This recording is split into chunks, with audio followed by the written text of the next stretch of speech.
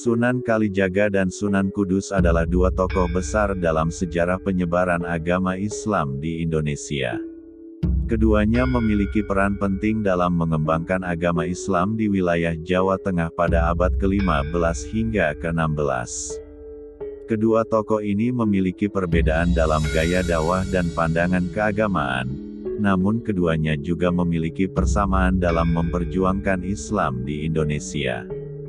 Sunan Kalijaga dikenal sebagai seorang tokoh yang memiliki gaya dakwah yang khas. Ia sering menggunakan bahasa Jawa dalam menyampaikan ajaran agama Islam. Ia juga dikenal sebagai seorang sufi yang memiliki keahlian dalam mengajar tari-tarian sufi yang dianggap sebagai bentuk ibadah.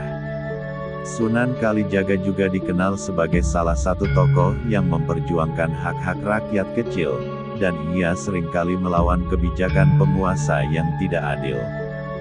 Di sisi lain, Sunan Kudus memiliki gaya dakwah yang lebih formal. Ia sering menggunakan bahasa Arab dalam menyampaikan ajaran agama Islam. Sunan Kudus juga dikenal sebagai seorang ahli dalam ilmu tafsir Al-Quran dan ilmu hadis. Ia merupakan salah satu tokoh yang memperjuangkan keutamaan ilmu pengetahuan dan pendidikan di dalam Islam. Meskipun keduanya memiliki perbedaan dalam gaya dakwah, keduanya juga memiliki persamaan dalam memperjuangkan Islam di Indonesia.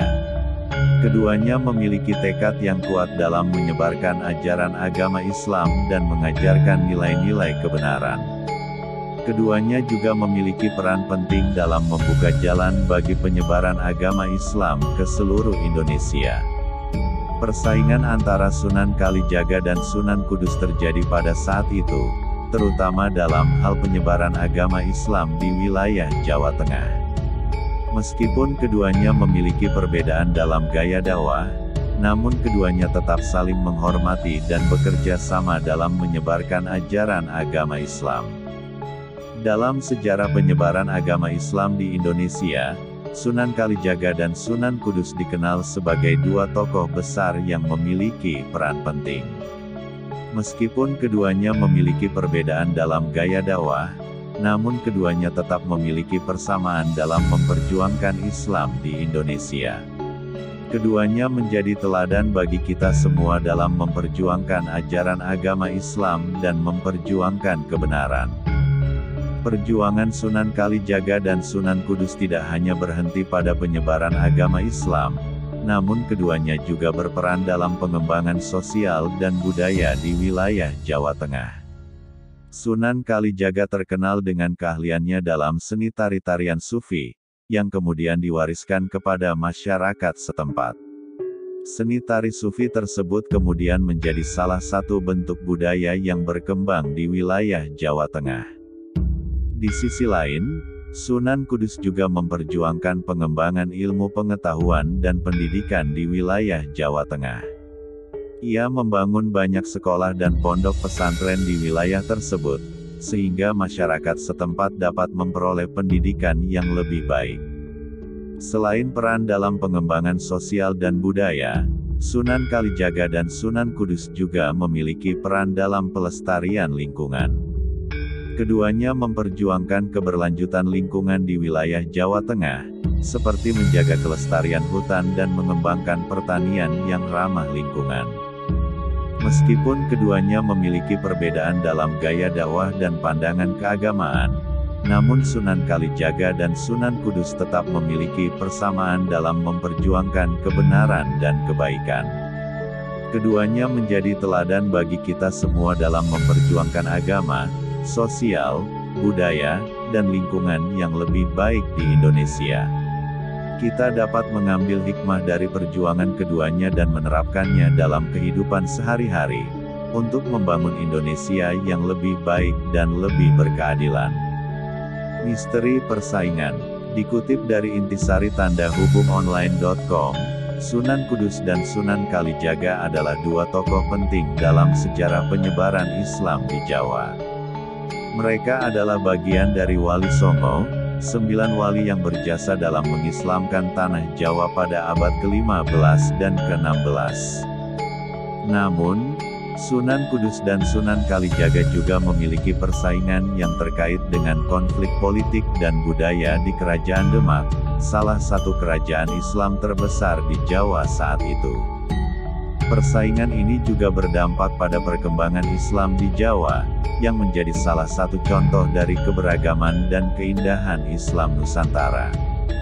Konflik politik di Demak. Persaingan Sunan Kudus dan Sunan Kalijaga bermula dari konflik politik yang terjadi di Kerajaan Demak pada tahun 1546.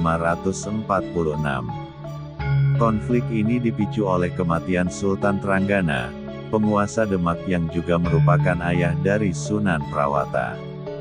Setelah kematian Sultan Trenggana, ada dua wilayah yang bersaing untuk menguasai tahta Demak, yaitu Jipang dan Pajang. Jipang dipimpin oleh Arya Panangsang, keponakan Sultan Trenggana yang merasa berhak atas tahta Demak sebagai pewaris sah. Pajang dipimpin oleh Jaka Tingkir, menantu Sultan Trenggana yang mengklaim dirinya sebagai pilihan rakyat Demak. Jaka Tingkir kemudian memindahkan pusat pemerintahan Demak ke Pajang, beserta seluruh benda-benda pusaka Demak.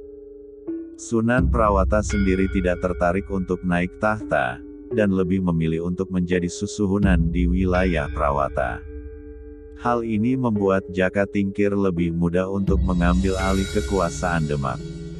Namun, Arya Panangsang tidak mau menyerah begitu saja, dan terus melakukan perlawanan terhadap Jaka Tingkir. Sunan Kudus sebagai penengah.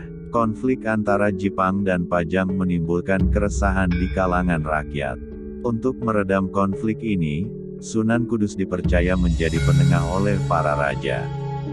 Sunan Kudus adalah salah satu wali Songo yang berperan sebagai penyebar Islam dan imam besar Masjid Agung Demak. Sunan Kudus memiliki wibawa besar dan pengaruh kuat terhadap para raja dan penguasa di Jawa. Sunan Kudus kemudian mengangkat Arya Panangsang, Jaka Tingkir, dan Sunan Prawata menjadi muridnya. Hal ini dilakukan agar perselisihan di antara ketiganya dapat diredam. Mereka menjadi murid Sunan Kudus yang paling setia. Sunan Kudus juga mengajarkan mereka ilmu agama dan politik. Sunan Kalijaga sebagai saingan. Namun, kemudian keadaan kembali memanas ketika dua murid Sunan Kudus, yaitu Jaka Tingkir dan Sunan Prawata, memilih untuk berguru juga kepada Sunan Kalijaga. Sunan Kalijaga adalah salah satu wali Songo yang menggunakan strategi budaya untuk menyebarkan Islam di Jawa. Sunan Kalijaga mengadaptasi budaya Jawa sebagai media dakwah, seperti gamelan, wayang, tembang, dan cerita-cerita. Keputusan Jaka Tingkir dan Sunan Prawata untuk berguru kepada Sunan Kalijaga membuat Sunan Kudus merasa tersinggung. Perbedaan pendekatan dalam berdakwah. Persaingan Sunan Kudus dan Sunan Kalijaga juga berkaitan dengan perbedaan pendekatan dalam berdakwah. Sunan Kudus dan Sunan Kalijaga memiliki cara yang berbeda dalam mengenalkan Islam kepada masyarakat Jawa, yang mencerminkan kekayaan budaya dan kearifan lokal Jawa. Sunan Kudus lebih menganut paham Syafi'i yang kaku dan eksklusif, yang menekankan pada aspek syariat dan hukum Islam. Ia melakukan dakwah dengan mendekati masyarakat melalui simbol-simbol Hindu dan Buddha. Hal ini terlihat dari arsitektur Masjid Kudus, yang memiliki bentuk menara, gerbang, dan pancuran yang melambangkan 8 jalan Buddha. Sunan Kudus juga memancing masyarakat untuk pergi ke masjid dengan menambatkan sapinya yang diberi nama Kebo Gumarang di halaman masjid. Sunan Kalijaga lebih fleksibel dan inklusif, yang menekankan pada aspek hakikat dan makrifat Islam. Ia menggunakan budaya Jawa sebagai media untuk menyebarkan Islam, seperti gamelan, wayang, tembang, dan cerita-cerita. Sunan Kalijaga melakukan dakwah dengan sangat toleran terhadap budaya lokal. Ia berkeyakinan bahwa masyarakat akan menjauh jika pendirian mereka diserang. Maka mereka harus didekati secara bertahap, mengikuti sambil mempengaruhi. Sunan Kalijaga berkeyakinan jika Islam sudah dipahami, dengan sendirinya kebiasaan lama hilang.